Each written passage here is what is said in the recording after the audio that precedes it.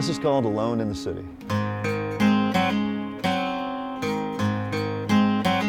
On tour. One more deceiver left me. One place Jim O'Farrell feels most comfortable. I like it a lot. We've had this in our live set for probably a year now. The professional singer could not think of a better job than making music. I try to write songs that are relevant, and that's what music is for me. It's that purpose. Soulful lyrics and a bluesy sound define this artist from Church Hill. Ask me to free her, The frontman of the J.O.B. is living his dream. Yes, I feel it. I don't think I could be any happier. But Jim's gigs haven't always been a joyride.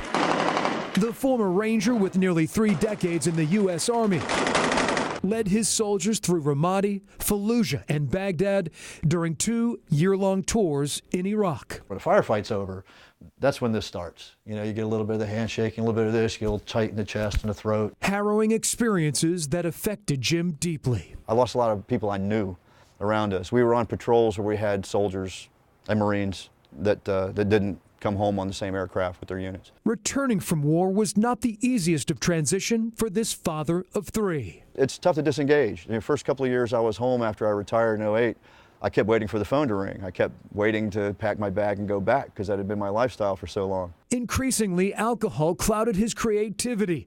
He was on a path of self-destruction until one day, 8 years ago. That morning, it was April 30th of 2010, was my very last hangover. I haven't had a drink of alcohol since. And I don't advocate that for anybody else, but for me, it was a thing for me to do. Jim's salvation found in his strings. This music it's saved my life. And this band saved my life. My friends have saved my life.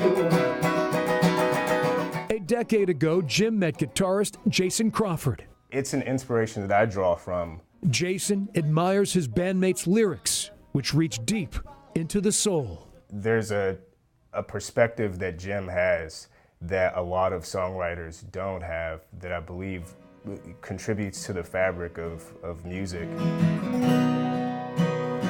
Their group, the J.O.B., has released 5 albums, with a 6th on the way. Writing and recording and performing is 100% everything that I do. The 55-year-old O'Farrell is carving out quite the musical career. The group's songs even landing on the top 40 charts. But Jim's thoughts remain with veterans. It never goes away. You know, I'll always be a soldier. My flag right here says still serving, U.S. Army retired. Several of Jim's original tunes are dedicated to fellow men and women in uniform. I feel that it's sort of my responsibility and my obligation as an artist now is to try to reach out to connect with those veterans that need to hear a voice that's like them. After 30 years of serving our nation, this musical military man